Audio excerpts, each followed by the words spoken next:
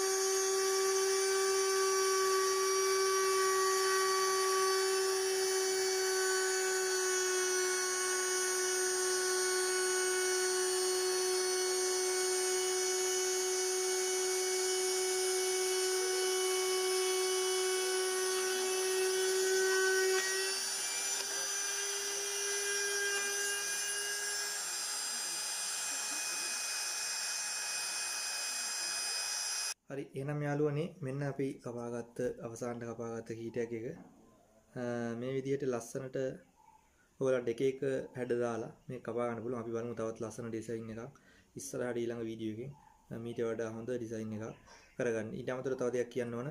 මේකේ මේ අපි මම කපලා තියෙන මේ ගහලා තියෙන්නේ ලේසර් එකකින් මේ බර්න් කරලා තියෙන ලී මතු පිට. ඒකත් ඔයාලා ළඟදී වීඩියෝ එක අරන් එන්න ඒක කරන්නේ කොහොමද කියලා. මේ ඒකට මම වෙන මැෂින් එකක් හදලා තියෙනවා. ඒකත් මම ඔයගලන්ට ළඟදී වීඩියෝ එකකින් ගෙනත් දෙන්නම්. එහෙනම් යාළුවනේ මේ වීඩියෝ එක ඔයගලන්ට හොඳයි කියලා හිතනවා නම් ලයික් එකක් දාන්න. ඒ වගේම මම සබ්ස්ක්‍රයිබ් කරලා නැත්නම් තවම පල්ලෙහා තියෙන රතු පාට සබ්ස්ක්‍රයිබ් බටන් එක ක්ලික් කරන්න. ඊට එහා පැත්තේ තියෙන බෙල් අයිකන් එක ක්ලික් කරොත් මම දාපු වීඩියෝ එක එසනින්ම ඔයගොල්ලෝ ගාවට ගෙන්න ගන්න පුළුවන්. එහෙනම් යාළුවනේ ගිහින් එන්නම් ඊළඟ වීඩියෝ එකකින් හමු වෙනකන් සියලු දෙනාම සුබ දවසක්.